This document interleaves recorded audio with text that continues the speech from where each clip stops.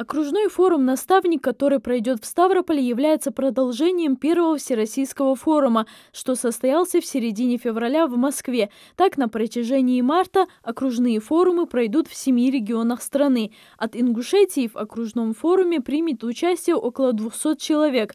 Форум нацелен на тиражирование практик наставничества на территории СКФО, повышение социального статуса наставника, а также признание его роли и места в обществе. Сегодня в обыденной нашей жизни человек уходит на пенсию, и с ним мы прощаемся, то здесь такие люди совершенно на другую ступень выходят в каких-то организациях, на производствах, в госслужбе в том числе. То есть это мудрый, взрослый человек, который сегодня может обучать, наставлять и помогать новым нашим кадрам, не только в сфере госслужбы, но и в многочисленных других сферах, которые сегодня у нас в республике развиваются.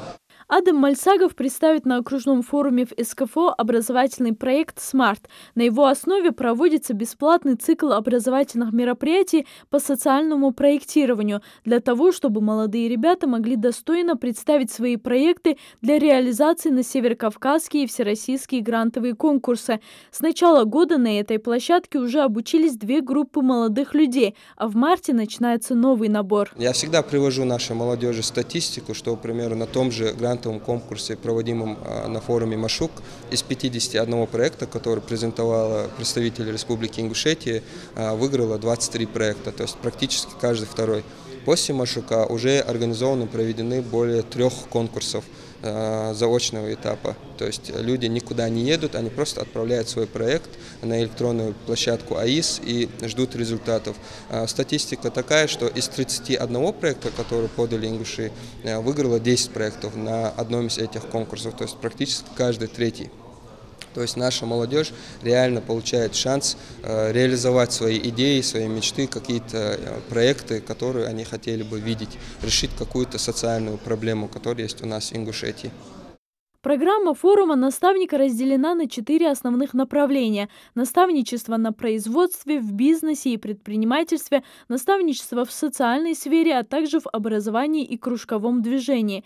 В рамках форума пройдут презентации лучших практик наставничества. Запланирована обширная деловая программа, мастер-классы, дискуссии, круглые столы и обучающие семинары. На месте будут организованы интерактивные площадки, на которых состоятся презентации лучших практик наставничества в разных сферах, от электроники, роботехники и сварочного дела до парикмахерского искусства и дизайна одежды.